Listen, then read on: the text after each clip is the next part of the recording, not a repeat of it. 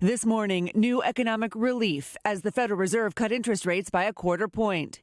Fed Chair Jerome Powell suggesting the economy is improving. Economic activity has been expanding at a moderate pace. Consumer spending appears to have remained solid, and business fixed investment has continued to expand. But Powell acknowledging there are still challenges ahead. Gradual cooling in the labor market has continued. Unemployment is now up 0.3 from June through September. The third cut of the year sending stocks rallying on Wall Street. Stocks shooting higher. And sending good news to people borrowing money with credit cards or taking loans on a new car. But the Fed chairman non-committal about future rate cuts. We are well positioned to wait to see how the economy evolves.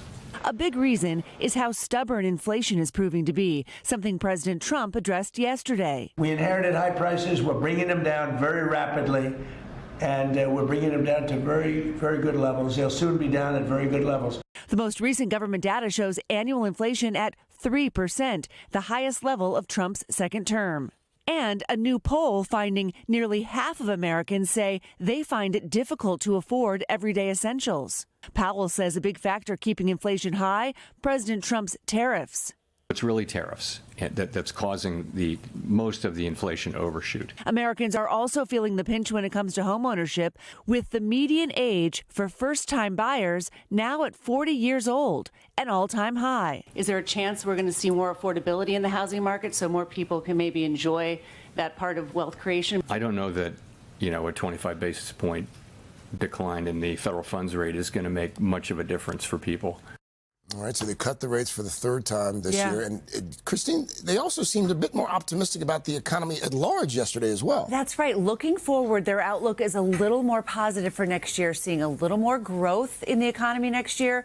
They think that we could see the unemployment rate tick up to about 4.5% by the end of this year, but then it'll get better sometime next year. And that inflation problem, they think inflation, exacerbated maybe by tariffs a bit, will peak sometime next year and start to get better again. So they're seeing a bit of light at the end of the tunnel, and that's one of the reasons why so many people think they might not be cutting interest rates again here anytime soon. All right. Thank you, Take Christine. the glide economic tidings. All right. Hey, thanks for watching. And don't forget, you can catch the Today Show every morning on NBC or take Today when you're on the go. Just follow the Today podcast on Apple Podcasts, Spotify, or wherever you listen.